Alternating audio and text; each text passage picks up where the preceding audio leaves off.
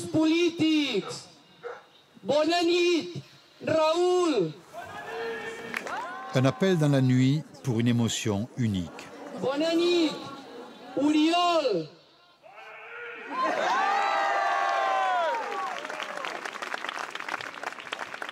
Il est 20h45. Chaque soir, devant les murs de cette prison, les habitants du village de San Juan de Vilatorrada souhaitent la bonne nuit aux prisonniers politiques catalans. Un rituel maintenu jusqu'à leur transfert à Madrid en vue de leur procès. Nous sommes à la veille de leur départ, la tension est palpable, surtout quand ils répondent à cet appel. I ens veiem a Madrid. Us trobaré molt a faltar. Us estimem molt.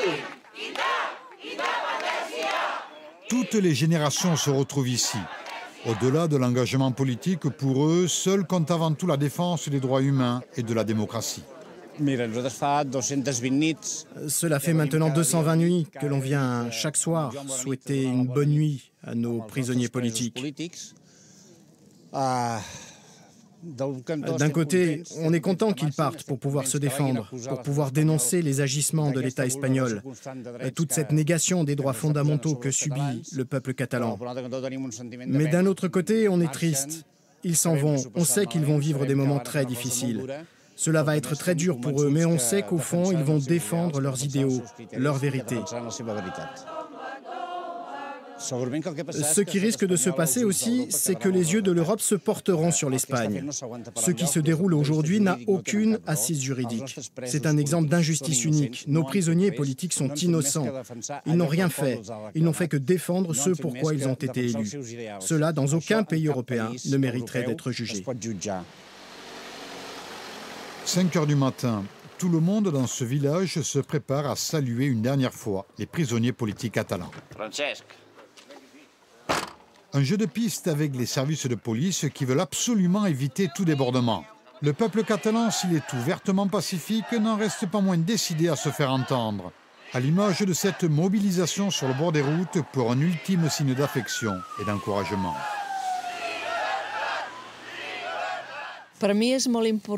C'est très important d'être ici. Il faut dénoncer cette injustice. L'emprisonnement d'hommes et de femmes politiques qui n'ont commis aucun acte violent. Ils ont toujours été pacifiques, comme nos manifestations. Ils ont tout simplement fait ce que la population leur a demandé. Moi, je suis descendant de parents immigrés qui sont arrivés après la guerre. Ils fuyaient la misère et sont venus ici pour travailler à la mine de Sayent. Mes parents ont toujours remercié la Catalogne qui les a accueillis. Et moi, je veux rendre à ce pays tout ce qu'il m'a apporté. Nous voulons internationaliser ce procès pour que l'Europe puisse réellement savoir ce qui se passe en Catalogne et surtout qu'elle connaisse aussi notre version des faits et non pas seulement celle de l'État espagnol. Dans sa librairie de Gérone, Joan Matamal a toujours défendu la culture et la langue catalane. Il a créé une fondation pour soutenir des publications, des livres, mais aussi de nombreuses manifestations culturelles. Le rendez-vous du journal d'information de TV3 à la télévision catalane de Barcelone, une chaîne qui diffuse en direct l'ensemble du procès.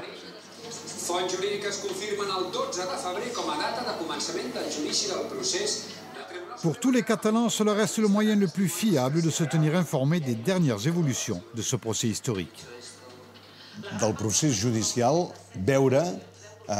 Ce procès judiciaire permettra de découvrir le vrai visage de l'État espagnol, celui de la vengeance face à des politiques qui se sont risqués à désobéir à leurs ordres et à remettre en cause l'autorité de cet État espagnol, quelque chose de sacré pour eux. Nous ne sommes pas un peuple guerrier, nous sommes un peuple de paix, un peuple de dialogue pour le consensus.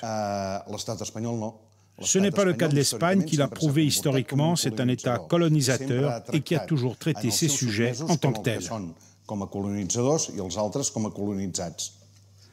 Ce procès des indépendantistes catalans devrait durer au moins 3 mois. Le parquet général a requis de 7 à 25 ans de prison à leur encontre. Ils sont accusés de rébellion et de désobéissance grave.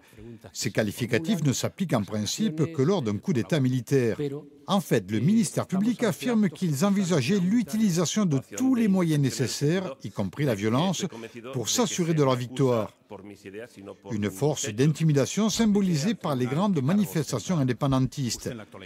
Des arguments rejetés par les justices allemandes, belges, écossaises et suisses qui avaient à décider de l'éventuelle extradition d'autres dirigeants politiques catalans exilés chez eux. Les spécialistes de sciences politiques dénoncent une situation qui n'a fait que se dégrader par manque de dialogue entre Madrid et Barcelone. Au-delà du procès, l'image de l'Espagne est considérablement ternie par ces événements.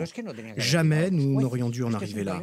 Les juges n'ont rien à faire dans ce dossier. C'est une affaire uniquement politique. Tout aurait dû être résolu entre politiques. Les juges n'avaient pas à s'en mêler. Tout est allé beaucoup trop loin. Aujourd'hui, nous sommes dans une situation extrême, une impasse dangereuse.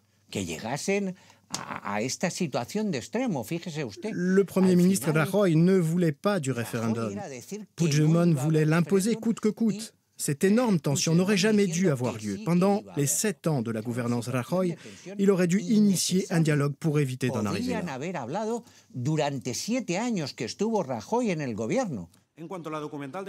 L'internationalisation de ce procès. Les indépendantistes catalans comptent sur la médiatisation de cet événement pour enfin se faire entendre des instances européennes. Roger Torrent, le président du Parlement catalan, lors de sa venue à Ajaccio pour rendre hommage à l'action d'Edmond Simeone, a dénoncé les dérives politiques actuelles que connaît son pays. Des mots très durs, révélateurs d'une situation aujourd'hui dans une impasse. En ce début d'année va avoir lieu le procès de la honte. Il s'agit d'une véritable farce. On va juger des hommes et des femmes de paix, des symboles de la démocratie. On leur reproche simplement d'avoir voulu organiser des élections pour que le peuple catalan puisse décider de son destin. Si une personne se dit démocrate, elle devrait dénoncer cette situation injuste. Elle devrait dénoncer le fait que nos droits les plus élémentaires ont été piétinés. Nous n'acceptons pas cette situation. Nous n'acceptons pas cette injustice, car ils n'ont commis aucun délit, bien au contraire. Leur seul tort est d'avoir voulu défendre la démocratie. Un peuple mobilisé. En 1 heure de temps, dès le début du procès, une manifestation improvisée à Gérone a réuni 5000 personnes. Comme un symbole qui résume l'impasse actuelle entre la Catalogne et l'Espagne. Un procès pour l'histoire. Tout le monde s'accorde au moins sur ce point. L'importance du jugement qui sera rendu à Madrid et ses conséquences futures pour le devenir de l'Espagne.